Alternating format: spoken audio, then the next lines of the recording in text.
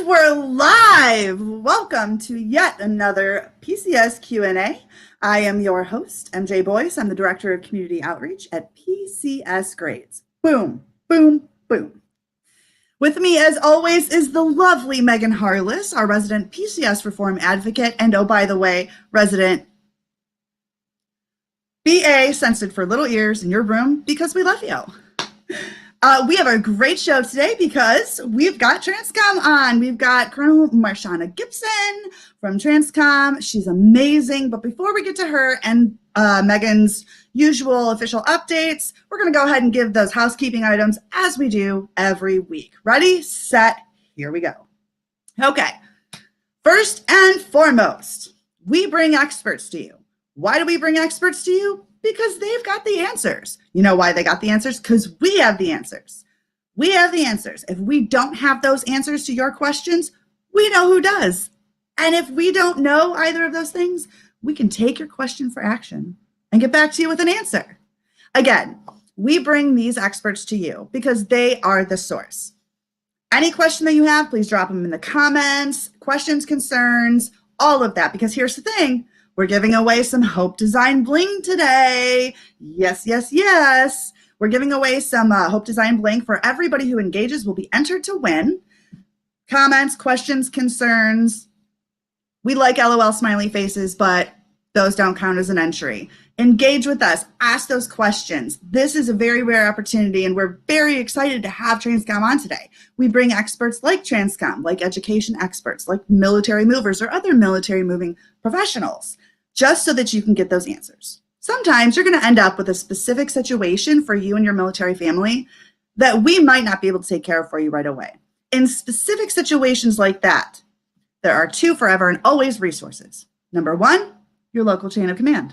Number two, your local transportation office. Those are the people who know you. Those are the people who are dealing with your stuff. Those are the people who can take those questions and further them for action. Now, on to the last thing, and this is huge, people.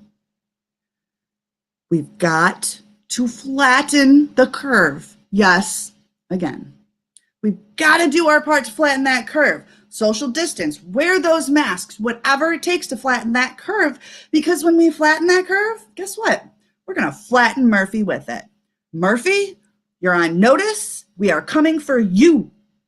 And with that, I'm going to hand it over to Megan for those DoD updates. Megan!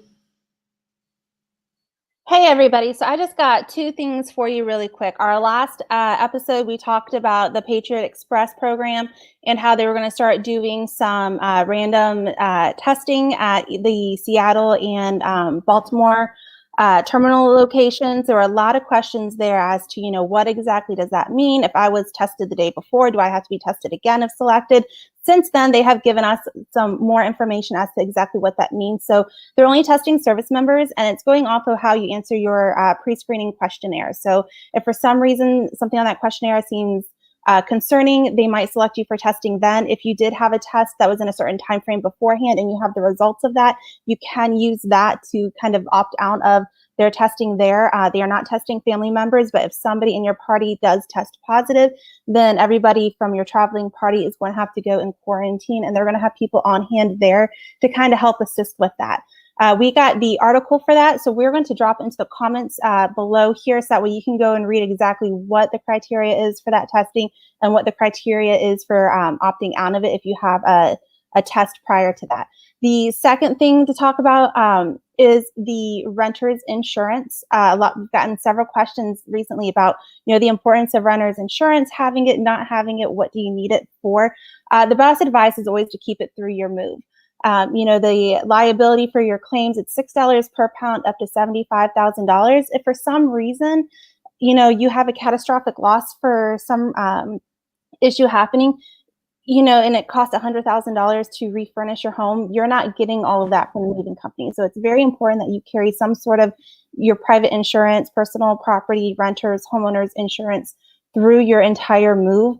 Also, before your move starts, call your company and verify exactly what is covered in transit for your policy, as well as those vary depending on your company and exactly as to, do they cover damage or is it just loss? But in a couple weeks, we're going to have an expert on here that's going to talk to us more about the insurance and how important that is, what you need to know about it, and give you all the good information. So that's all I've got for now, and I'll send it back to you, MJ. Awesome. Thank you so much for those updates. See, we love Megan because she goes really down into the weeds with those policies and breaks them down for us so that we're able to understand. And yes, I'm even talking about me. Now, on to business. I'd like to introduce you to our guest today, Colonel Marshana Gibson, who is from TRANSCOM. And would you mind so much, Colonel, to go ahead and tell us a little bit about yourself and what you do over at TRANSCOM? Hi, MJ and Megan. Thank you guys once again for having us on today. It's always a great opportunity when we're able to get out and get on forums such as these to inform our DoD family. It's very important that we educate and inform, and that's one of our top priorities. I am currently the Deputy Director for Operations for the U.S. TRANSCOM Defense Personal Property Management Office. And I'm primarily focused on the operations team, but overall, I put my arms around the entire directorate. So I wear several hats within the team right now. I arrived back in TRANSCOM July of last year, 2019. So now just a little bit over a year there. And I am a repeat offender at TRANSCOM. So I was there maybe about 3 or 4 years ago, and went to California, went to DC, and then back again. So it's great to be back here at Scott Air Force Base, and make me recognize, why I enjoy the tour the first time. I've been in the military for just over 25 years, and I've had about, I was counting them up, we've done about 11 to 13 PCS moves, either as a family or individually. I've had at least one unaccompanied tour, and came back to pick up and move once again with the family. But I will tell you, prior to stepping into this job, I really didn't know how to spell DP3. And so just really understanding that relocating is more than the packers show up, they pack your stuff, they move your stuff, they load it up, you show up to your new duty location, they show up with your stuff, they unload your stuff, and that's it. It's so much more. It's so much more. And both you and Megan are part of that overall process for our DoD families and that relocations. And so the team that I'm working with, they're very passionate about families. They're passionate about the enterprise as a whole, and making the relocation experience better overall for our customers. That's fantastic. And again, welcome. We really appreciate everything that you've done and going back and everything you're doing to help military families, because that is key. That's what we about. Okay, so we're going to kind of go ahead and dive right in. And just for the record, everybody, a lot of the questions that we're going to be asking today between myself and Megan actually have been sourced directly from you, whether that's questions that come into PCS grades, whether that's questions that Megan gets in Lost During My PCS, the Facebook group. Join it. We've got about 30,000 members. Hit it up. We get these questions from actual families who are experiencing things right now, live and in living color, and we have a source to help answer those questions and navigate those concerns. So we are super excited that all of this is actually coming from you. That said, if you have any questions that we don't ask, leave them in the comments section below. A, you'll be entered to win some Hope Design Bling. But B, even if we don't get to answer your question in the back end at the end of the webinar, we're still going to follow up with you. We're still going to have that question answered. And Colonel Gibson and TRANSCOM, they've all been so great. If we forward them a question, they get us an answer, and that's fantastic. So if you have a question, don't hesitate, ask it. Now, here we go. So my first question for you, because we're just, I'm just going to go first because I said so. If I, as a military family, what recourse might I have if my mover isn't able to meet the required pickup or delivery date? What what are my options? What can I do? MJ, great question, because with COVID, we've seen a lot of that, right, for various reasons. But the biggest thing is that I need the customer to understand, our families to understand, your time is important as well. So in spite of everything that's happening in our environment, we recognize that relocating is a precision event, right? And so we have details down, to the time, and we're expecting moves to happen on a certain day. We're expecting pack and pick up to happen at a certain time, and that impacts our travel. So with that, we did make changes this year for 2020 to streamline the process for our DoD families to be compensated when a moving company misses a pickup or delivery date, right? So previously, with regards specifically to our inconvenience claims.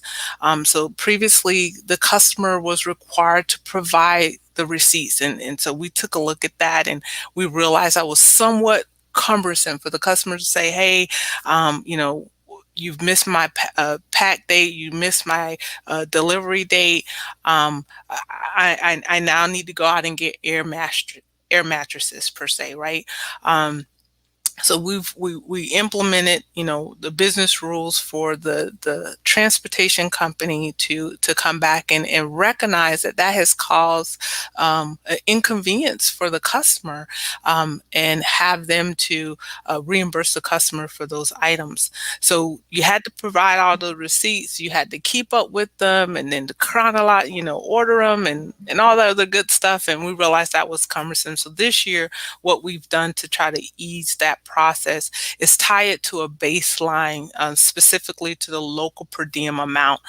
This allows up to 7 days. So if you're inconvenienced, we take a look at the date that was missed in terms of the RDD, the required delivery date, or the pickup date, right? We take a look at that, and that's when the clock starts. When that company has, hey, I can't accommodate, I'm gonna need to shift your date. So that's when the clock starts. And so that is a receipt free for 7 days. That the customer, the moving company will notify the customer that they are entitled to that inconvenience claim, and let them know how to go about processing it. If for whatever reason there are some extenuating circumstances, we encourage the customers to work with the moving company and say, okay, I know I'm going to get, this amount for being inconvenienced.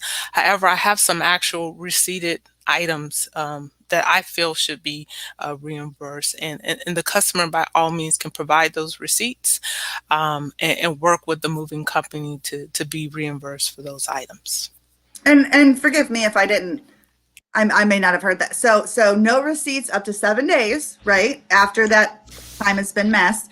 Is it up to a certain amount? So what we are looking at is by the local per diem, right? So I can't sit here because every situation based off of your location would be different. So up to the 7 days. However, if there are extenuating circumstances that the customer feels that we may need to get more. So you may want to keep those receipts so that you can have that to negotiate with the moving company on the getting the inconvenience claim reimbursed over. Gotcha. So even if you don't need the receipts, people save the receipts just in case. That is like an anti-Murphy tactic coming straight from Colonel Gibson. Yeah, and TRANSCOM also so graciously has put together this inconvenience claim fact sheet that you can find on move.mil, but we're going to drop the link for that into the comments below so you guys can easily access that. It kind of lays out, all that criteria needed for what your inconvenience claim, what's covered, what's not covered, how to meet the criteria to be eligible for it, and all that good information. So we'll get that dropped into the comments so you guys can be able to easily reference that. Let's move on and talk about the delivery day. When folks go and get their household goods are showing up, their truck is pulling up, what should a family expect on delivery day? Are they going to unpack everything? Do I need to request the unpack? how should a family prepare for that, and what should they expect? Okay, so first off, and I'm gonna kind of dovetail in what MJ referenced earlier. We are in a pandemic, and we definitely want to flatten the curve, and we definitely, want to continue to do so, even as our families are having to relocate. So the first thing that our families need to understand that they should expect that the moving company has taken steps to implement and take their safety into foremost into concern, right? In terms of we've asked the moving company to we've given them specific criteria for screening their personnel, consistent with the CDC guidelines, before showing up to your residence. So even before the first box gets unloaded off that truck and is coming into the residence, they have some specific guidelines that they need to follow to screen their representatives that'll be there on the ground servicing your shipment. We've also directed them to follow some common sense approaches and protocols in terms of things like, tailor the crew size to meet the delivery requirement of the shipment. So the smaller crew means less exposure, or in the event there is exposure, but we can lessen that and maintain some social distancing while we're moving around inside the residence. And then follow simple hygiene tactics, if you will: hand washing, wearing face coverings in the residence, and cleaning commonly touched surfaces, periodically throughout the delivery process. Those are simple steps that we know that the CDC has put out there, and that we should take. And when we say cleaning, we're not talking about 100% clean your residence. This is an opportunity for you to get your residence clean. That's what we're talking about. We're just talking good order and hygiene, doorknobs, potentially counters, and things of that nature. Just frequently touched areas that both the family and the movers will potentially be touching. So now and before I go further, if when they show up for delivery and there's something there that just I don't know that all of the screening criteria, I don't feel comfortable. First of all, I would say stop. Right? If you do not feel comfortable with what's getting ready to take place in terms of servicing your shipment, stop. We'll call your local transportation office, reach back to the moving company in their main office. The transportation office can get a quality assurance out to your resident to assist you and kind of walk you through whatever concerns you may have. And the other part of our safety program, it goes both ways, for both our families as well as for our moving company representatives. We want everybody involved in the process to be safe. So now, once we've gotten past that, now we're ready just to unload a box. You should expect that if you desire to, and you got I've never managed to get there on my move, because normally we're rushing into town and we're signing for the housing. And so to say, hey, but some people are very organized. I'm just not there. Go through, and I know that all my boxes are labeled. I know exactly where I want things to go to in the room. And you're ready for that. Yes, the moving company will unpack your stuff. That is part of what we are asking them to do. So you are entitled to a one-time unpack on a flat surface. Hopefully not using too many technical terms there. But in the same token, if you decide that you don't want them to unpack your stuff, that is fine also. Totally up to you. It's not necessarily that you have to make that call like when you're setting up your move. That is something that you can share with the moving crew when they arrive, to say, hey, I want everything unpacked. I know exactly where I want it. And they'll pull it out of those boxes and put it there on the flat surface.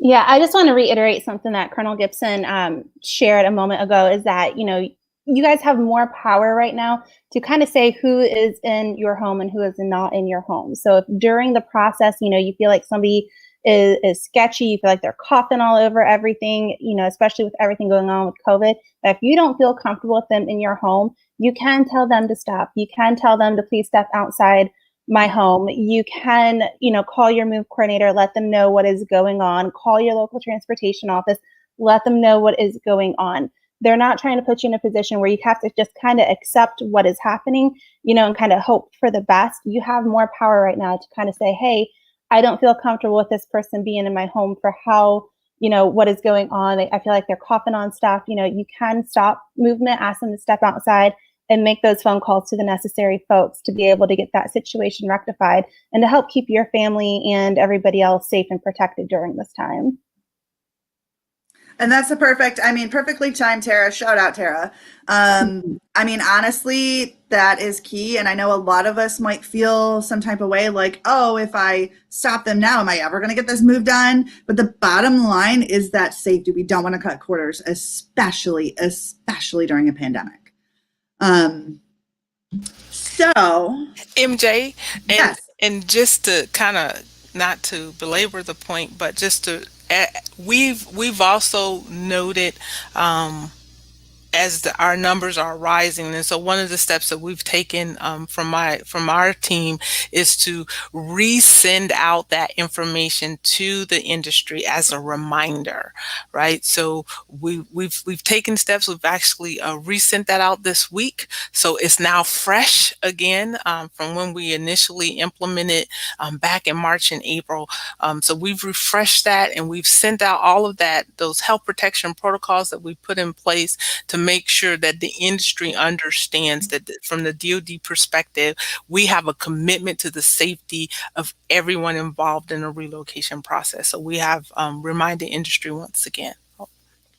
Wonderful. And again, that's key. Sometimes we do have to beat a dead horse, and that's fine. It's just about safety. And dropped in the comments too, we dropped the link for the info sheet for the 5 measures to protect your health while moving during COVID-19 environment. So take a moment, review those. It's some good information for how to kind of keep everybody, safe and healthy during this time while you're trying to PCS. For sure. You know what? I just want to say a shout out to everybody who's leaving these questions. I'm loving this engagement, and we are going to get to those questions one way or another.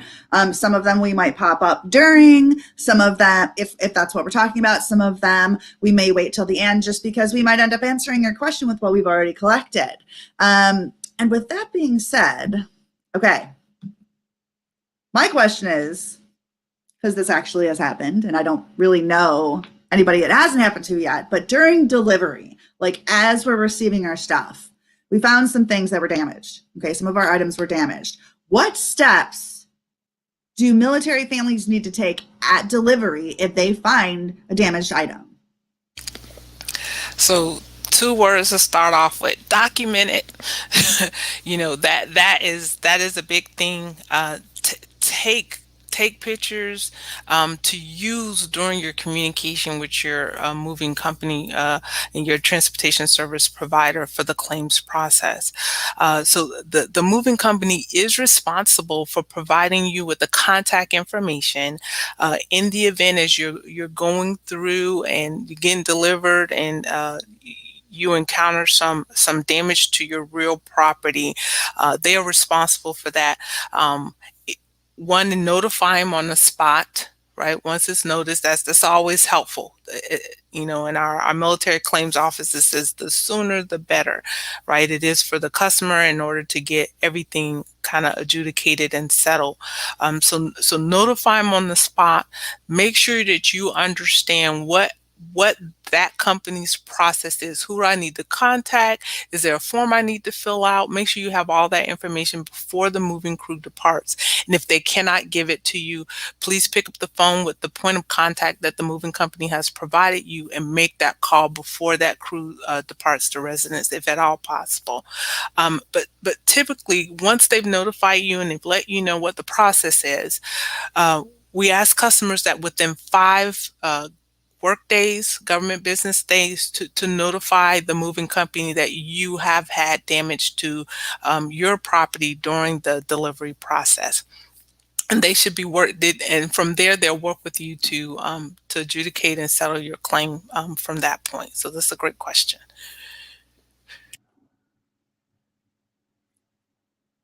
I think you're on mute, girl.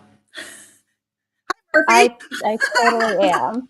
Listen, if that's the worst thing that happens today, we are good. Okay. So compared to what we were dealing with a few weeks ago, we're good. But now that we have our household goods delivered and we are unpacking, we are finding items that are damaged. A plate got cracked in the move, a bowl got chipped, a vase got chipped here and there, whatever it may be. What is the process now for filing a claim for finding stuff after delivery as we unpack?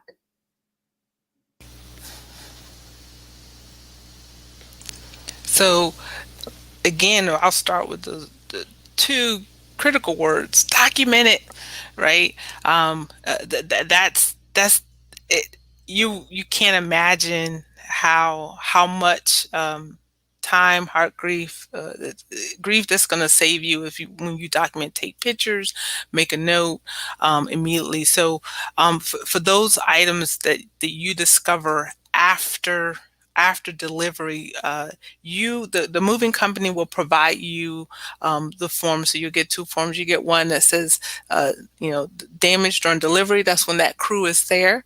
But then they also give you the information and the steps to take that says, hey, while you're unpacking, if you notice that something has been damaged while you're unpacking, what those steps are in that timeline. So one of the things that we did this year for this 2020 moving season is that we've allocated more time. So previously it was 75 days to notify the moving company that, hey, I was unpacking and I found some loss or damage items. Now, I don't know about you all, but it takes me forever to go through all my boxes. And so 75 days isn't quite enough for me. I am trying to get into work. I'm trying to sign for that phone that they were trying to keep up, the work phone that they're using to keep up with me. My laptop's trying to get into my office and learn my job. So 75 days just isn't enough time. So we've extended that timeline to 180 days. And we've found during this moving season that has definitely been critical for a lot of families, just giving them that additional added time. It takes some of the stress off of already sometimes stressful. I mean, just moving by itself is stressful, and we recognize that. So you have 180 days, either documenting, sending it to the moving company in the mail. But what the preferred method is to go into DPS and upload that information so that, and then submit it to the moving company so we can get that process, we can get your claim started. But it is very critical. It's document, understanding what your timelines are, that you now have 180 days for that notice of loss and damage to the moving company. And then from that point, we can start working to get your claim adjudicated, get your items either replaced, repaired, or get you reimbursement for those costs. And we also just dropped into the comments below the link to the tutorial on how to file a claim. So if you're having issues filing a claim, it's your first time filing a claim, you need a little extra help, click that link. It takes you to the move.mil website, and it will walk you through step by step on what you need to do a little more in detail to file that claim so you can make sure you get it all done correctly. Okay, so we've gone through that. Okay, we see our damage. Okay, we file our claim. What if we do not agree with the TSP on the settlement? Like, what can we do? Like, we do not agree with the offer that they're giving us. So I will encourage everyone, because I am not a claims expert, even when I'm doing my own claims, and I imagine there's a lot of folks that are listening in today that will also say, hey, I am not a claims expert. Ask for help. Right. So we have a lot of DoD personnel, be it in our military claims office and our transportation offices up here at TRANSCOM, that are in place that can help you.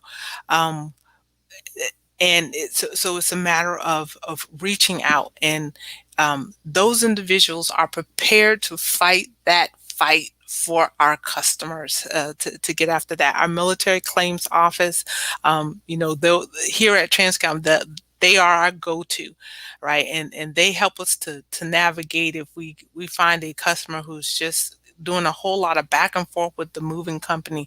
We quickly, once it gets to our level, and we was like, okay, we grab that military claims office and we get them involved right away, because that's what they're there for, to fight for the customers. At the end of the day, again, it's a stressful occasion every time we got to pick up and move, and those individuals are there to help alleviate some of that stress for our families. Okay. So we have a lot of families, especially going Oconus, that have some of their household goods put into NTS, non-temp storage. And there's a lot of confusion about filing claims for non-temp storage shipments. Do these claims need to be filed with the storage facility or with the TSP that's delivering them? So the first step is to file that claim with the delivering TSP. So one of the things that I want to make sure that is understood. So when we have the delivering moving company, if they're not happen to be not the same provider, then the non-temp storage. When that moving company picks up the shipment from the non-temp storage, they are required to fill out an exception report. And so what that exception report does, it details anything that, hey, this was on the inventory, but not there when I picked up the shipment. Or, hey, we noticed some damage, and when they looked at the inventory, that damage was not noted. So that's a clear indication that something happened while the shipment was in non-temp storage. So how would the customer know that? So if you know your stuff is coming out of, your household goods is coming out of non-temp storage, I encourage the customers to ask that delivering moving company if there's an exception report. And if there is a exception report, ask for a copy. Right? Keep that for your own documentation. So as you go through and you are unpacking and you're finding damage, and potentially, as you clearing everything out as they delivered it and you're checking off all of your pieces, you notice that something is missing. That exception report is going to be a good reference. And it's not, and that way you're not forced to have to remember the information, right? But the moving company is required to do an exception report. And I would say if they come back and say, well, we didn't do one, in my mind, that says, hey, okay, they potentially don't have any documentation, so that it is now then on that delivering company when it comes time to the claim. The other part of that process is when you go in and you do the claim, do it as normal, do your notice of loss and damage, then continue with your claims process in DPS. So I will tell you what will happen is that if the delivering company is not responsible for the loss of damage, they have their documentation, they will deny that in DPS and say, hey, this is the responsibility of the non-temp storage. They are responsible for transferring that to the non-temp storage, as well as making sure all of our other DoD entities involved, and that's communicated with notes in the DPS as well. And at that point, we'll get the MCO involved just to make sure, because now you're having to finalize that claim outside of the system, and it's always a good help and say, okay, now I'm gonna have to deal with the non-temp storage, get the MCO involved, get the transportation office involved, military claims office involved, so that they can assist you through that process, since you don't necessarily have the same visibility as you're working through the claims process as you do, since it's now happening outside of the DPS. Okay. So let's say we finished our claim and I think it's done and completed. Like, I think. So, I mean, is there anything else that needs to be done once we've finished our claim? Like, I think it's done. I think it's complete. What else do I need to do? Like what does that look like? Okay, so first of all, make sure you hit submit. So Okay, we good do tip. find families that have gone through the process. They've done all the hard work. They've done the research, and just that last little bit, hit submit, right? Once you've submitted your claim, the moving company must acknowledge receipt within 15 calendar days. And I know I want to make sure that that is clear. They must acknowledge receipt of your claim within 15 calendar days from your submission, right? And then from there, kind of keep an eye out for counter offers.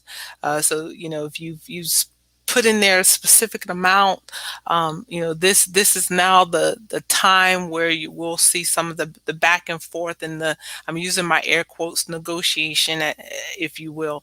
Um, uh, Again, you do not, like we stated earlier, you don't have to accept it.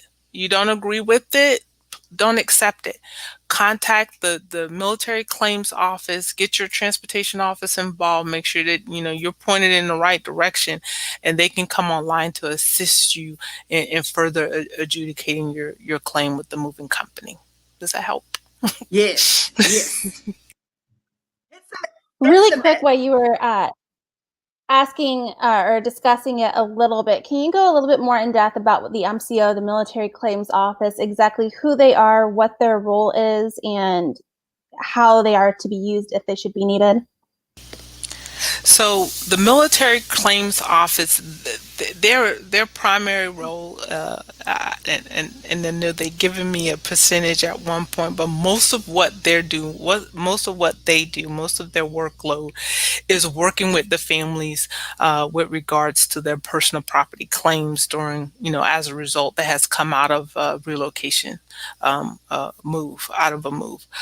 So you get them involved, and they can get past the legal. They are also prepared to uh, in the event that you're really having a hard time with the moving company, they're also prepared to pay you that full replacement value, and in the same time continue negotiations with the moving company, right? Um, so that is why it's very important. They can continue to negotiate and fight on your behalf. So the services, each of the services have their own, and so process sometimes a little bit different. But at the end of the day, they are prepared to fight on your behalf in the event that you're having a hard time to negotiate that for them. And I think we have a link that we can put up that has the email, the phone number, and the web Mhm. contact for each of the service military claims office. So irregardless of where your location is, maybe not a large shop, maybe a small shop, they can direct you to who at your installation, at your new location, can assist you, or if they got to put someone in touch with you if you're in a remote location, they will let you know how to best communicate with them. And since right now we're really not going into office, I think most of the time, back in the day, I think I did once, and I walked in with my packet, in person. We're not really going to the office, so they'll tell you how to get that accomplished virtually. Over. Yeah, and that's a good reminder right now for a lot of folks with your local transportation offices, especially. A lot of them are either still remote working or, with what's going on in their environment, are going back to remote working. So calling somebody may not always answer a phone. Always try to email as well as trying to call, because you'll probably get a quicker response through the email. Let's talk a minute about these things called the Customer Service Satisfaction Survey. We always hear, I need to go fill out a survey. There's a survey to fill out. Make sure you give your feedback in a survey. What exactly is the survey that families should be filling out? What's the purpose of it? And then where do they find the survey at so they can fill it out themselves? So the purpose of the survey, the customer satisfaction survey, is twofold primarily. One is to provide customers an avenue to direct feedback. right? So I will tell you that I get the opportunity to see those. We try to go through and we scrub through thousands, and we're looking for comments, and we're looking for those customers that we need to do some follow up with, or we want to reach back and we want to make sure that the transportation offices are following up as well, where needed. Same thing for the moving company. So we all get to see that. The moving company gets to see those comments, as well as the transportation office also, and then we here at TRANSCOM. So that's the first purpose. The second purpose, it also helps us to decide who gets the business, right?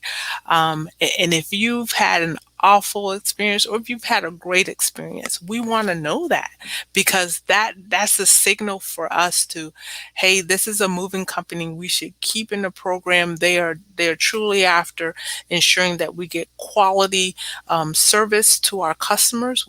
We're keeping them in the program. In the same token, we recognize that we potentially don't have every moving company is not operating at 100, if you will, and not meeting all the requirements of the program. We want to know about them too, because that gives us the feedback that we need to remove them from the program and not continue them and pass them on to another customer.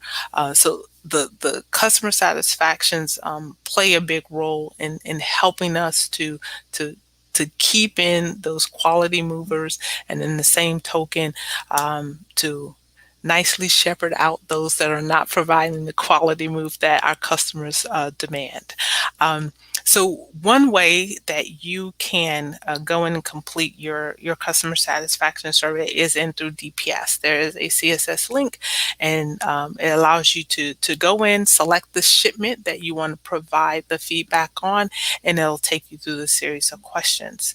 The other way is to call our customer help desk here at TRANSCOM, and they can actually help you. Like, it's like, hey, I cannot log back in. I don't know what's happening. I'm not able to complete the survey. Call the help desk, and they will take your survey comments and populate your survey responses for that particular shipment. Does that help? Yeah, so that help desk, anybody, like if you have any issues with DPS, that help desk is phenomenal at helping you get through whatever issue you have without them having to look at your screen. They understand what it is you're trying to do. They helped me so many times with my non-technical terms of trying to explain what I was seeing. So they are phenomenal. If you have issues, call them. But also, if you have moved this year at all, your move is complete, you have your stuff, your claim has been settled, get on and fill out that survey. You just heard how important it is. It helps to decide, what changes need to be made in the program. It helps decide who gets the business for moving other military families. So if you've moved at all this year, it takes 5 minutes, less than that really. Just get on, click through it, fill it out, and provide your feedback so that way we can make the appropriate changes and help better the program. All right. Last question from us before we start hitting up the comments from our audience and the questions from our audience. And this one's kind of a doozy because it kind of hits across the board. So we had some parts of our move that didn't go quite right. And I'm being very generous with that verbiage. And we want to file a complaint about those issues. Okay.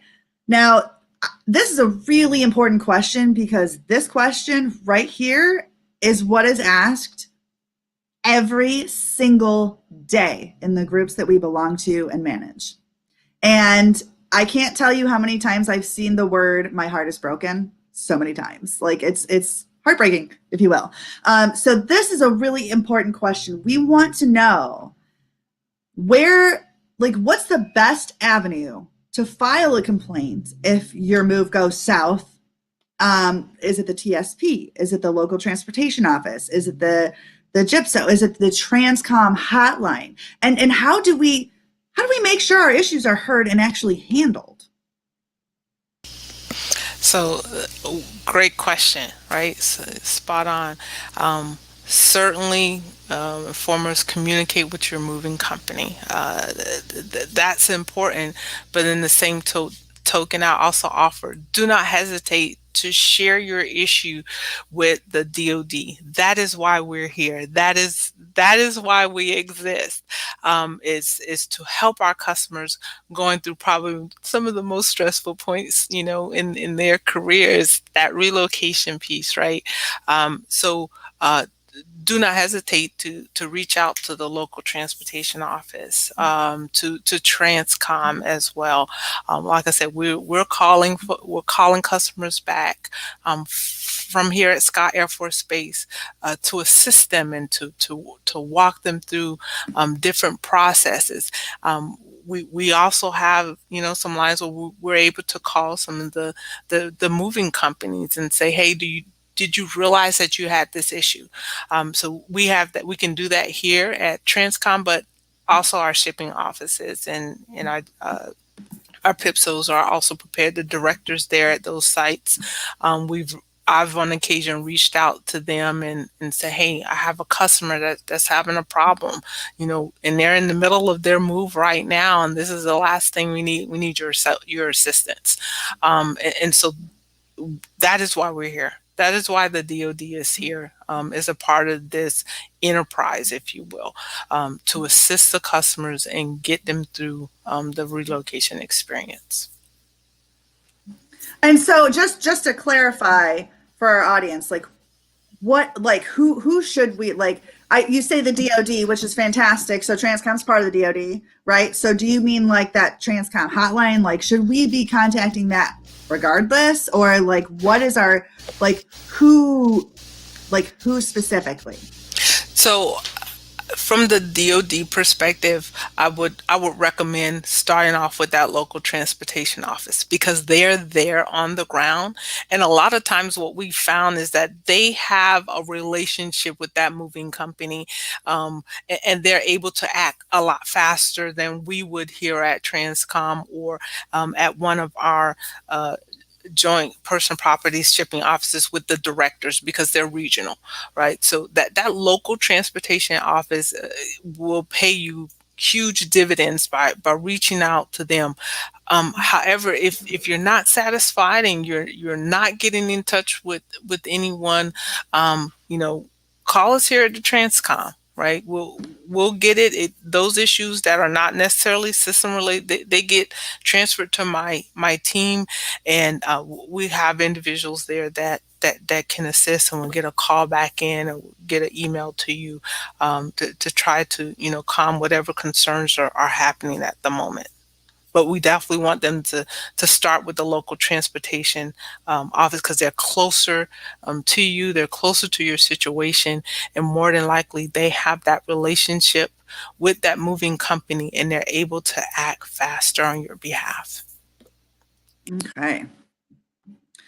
So thank you so much, by the way, because that really is an important question. And obviously, as a service member, and having moved, how stressful it could be. And absolutely, you are right. Actually, in the Blue Star Families survey that they do annually, for service members, PCS relocation moves were the number one stressor, and for military spouses, number 2, second only to financial hardships, which are often occurred with PCSing, because, my job that I loved, that I got the day before I PCSed.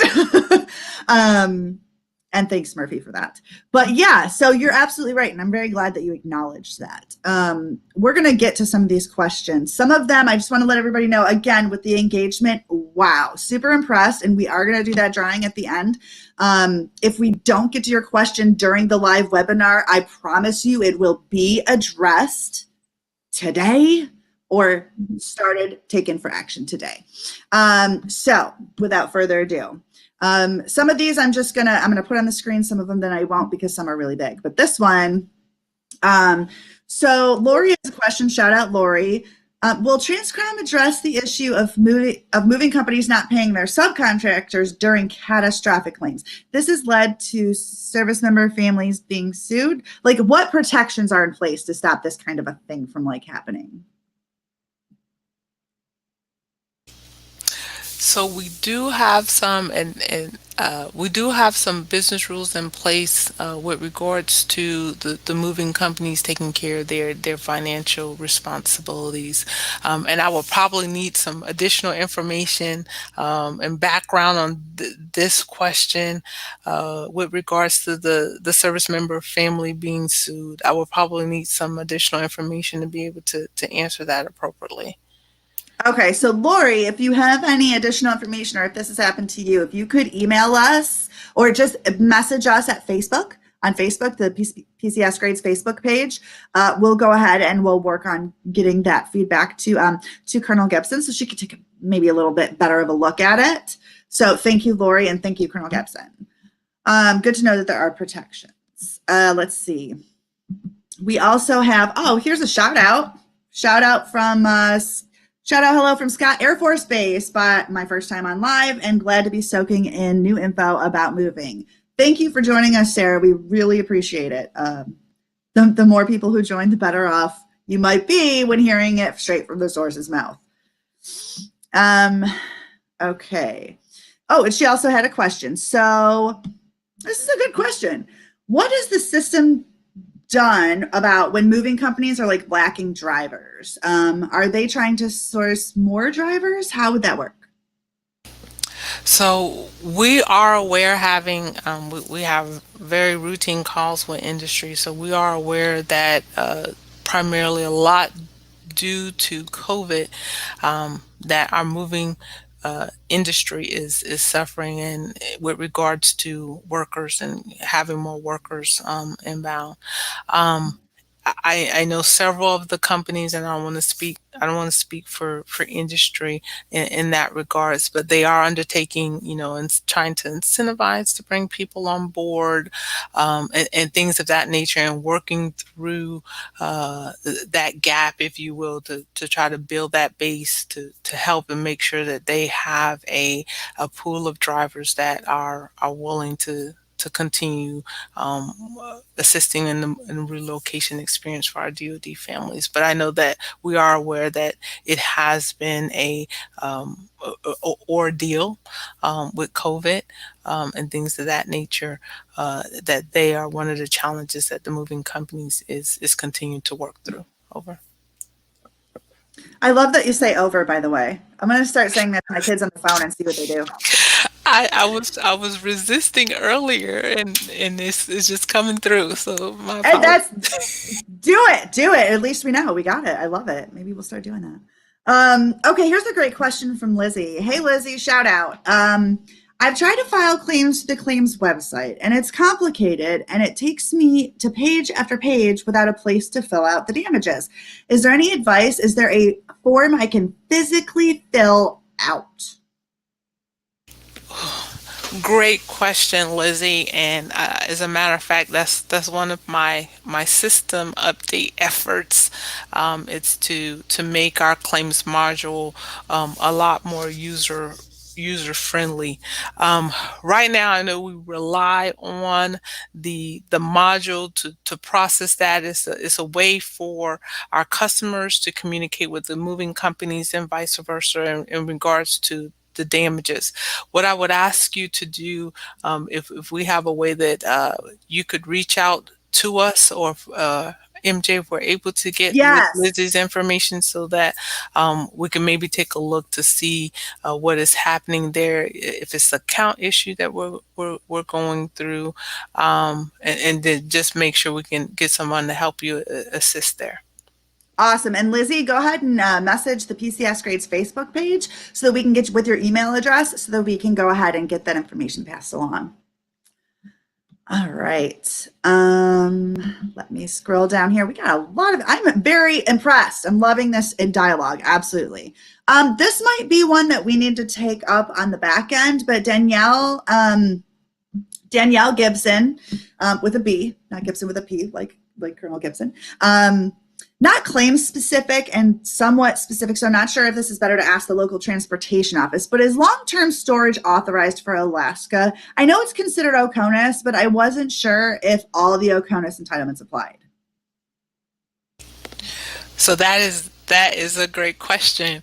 And what I would ask you to do is that is more of a question because it depends on your orders, right? And I would say not all services, and that's the other part about the overall relocation experiences. Not all services have set forth the same entitlements. We have the joint travel regulation, and that guides a lot of what we do in terms of the entitlements pieces. But the services are the ones that actually individually manage that for their services. So I do know that it depends on the location in Alaska as well. Some locations will allow non-temp storage and some will not. Again, probably the best course of action is to reconnect with your local transportation office to get you headed in the right direction to get clarification on that specific entitlement. Over. Oh, I love it. Okay. No, that's good. Okay, cool. Wow, lots of them. Wow, there's a lot of some of these questions, poor Megan's face would be like covered up. So I'm just gonna like read them out loud as well. If you don't mind. Okay. So here is, let's see. We have a lot. So Kelly's question, previous move, the moving company was late by about 3.5 days for pickup. It ate into our contingency buffer and we ran out of time to do a move out clean and had to pay per day for rent to base housing. How or who do we get to pay for this type of situation, like pay for the rent days plus housing, move out fees, whatever, as it's not just air mattresses or damage. And in this case, they did everything right in this case. So for those types of instances, is there a recourse? So still start with the moving company, right? And those are the things, hey, get the receipt from the leasing company, and start there. And then if we can't get that settled, the transportation office can weigh in if there's a disagreement between the family and the moving company, and in the event that they also cannot come to an agreement, they'll push that back to our office to weigh in and help get everything settled for the customer, between the customer and the moving company. But that is definitely, that happens, and that is part of that moving company not being able to meet that pickup or pack or delivery. Those are also some of the impacts and effects that we recognize are falling back to our families to have to carry that burden. Over. Okay. Danielle had another question too. Fantastic. Actually, she said, is there a standard in regards to wrapping furniture? Like, and this could be to either of you. We've never had our furniture wrapped, blankets and plastic, until this last move that we did ourselves.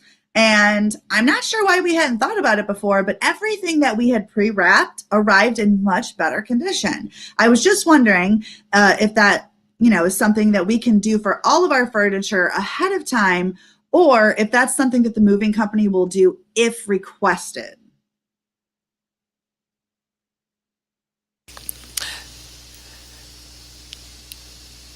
So I am going to start by saying the moving company is required to wrap the furniture or your personal property items sufficiently to safeguard them from damage. Right. So I'll start off there.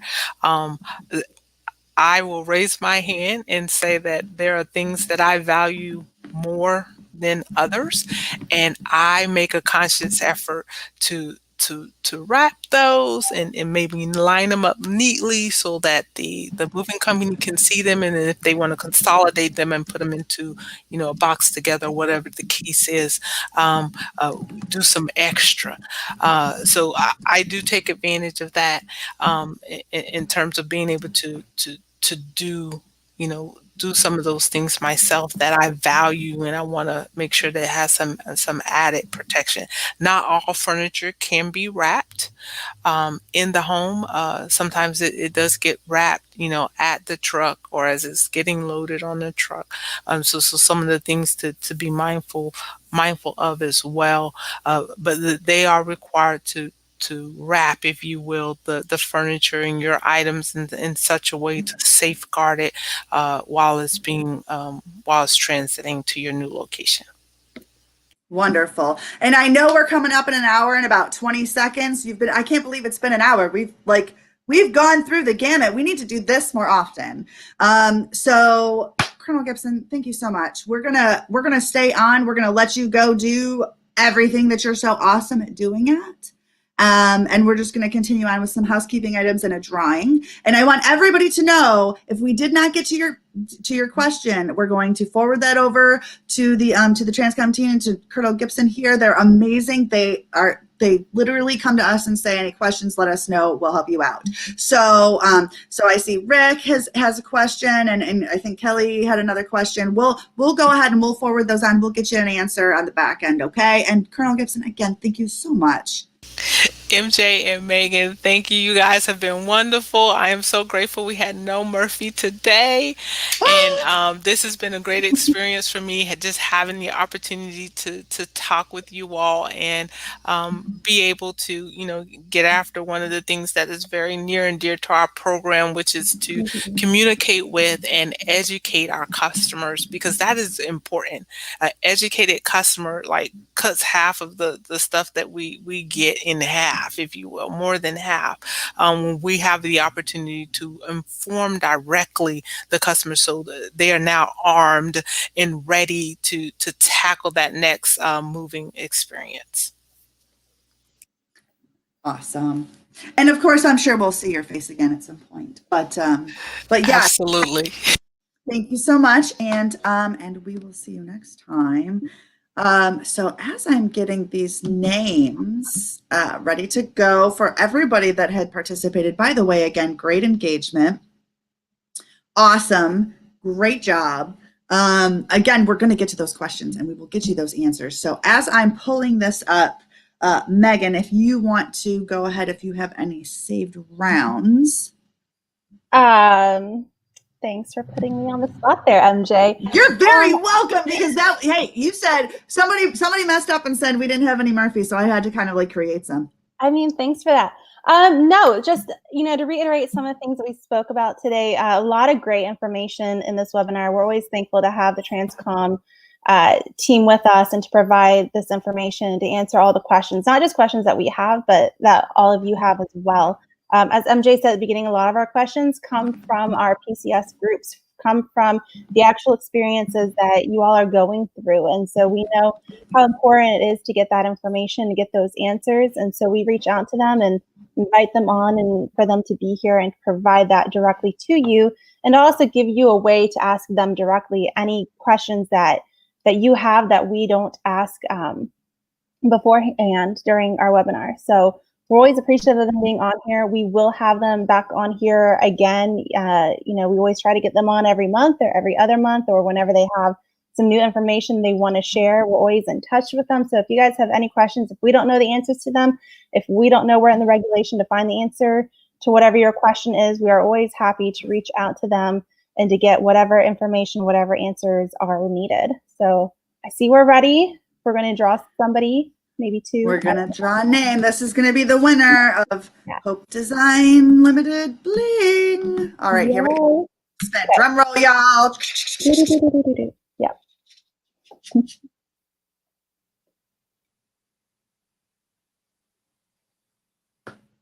Sarah McCracken. Ooh, congratulations. Congratulations. Yes. Awesome. Amazing. All right, let me turn this off so you don't have to see my brain. Sarah, message the Facebook page, PCS Grades, your information, your address, and MJ will take care of getting you a special goodie to show up in your mail.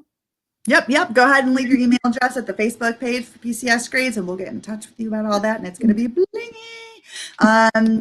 So that is pretty much a wrap for today, Megan. That was pretty awesome, wasn't it? Like we went through a lot of stuff in 60 minutes. Like, wow. Again, we just want to impress on everybody. Your question will not go unanswered. And for those of you who, reached out, like Lizzie, for instance, send us your email address and a little snippet about your situation so that we can forward that on to Colonel Gibson and the team over at TRANSCOM so that they can help that out too. So without further ado, until next time, Megan. This too shall PCS. Bye, everybody.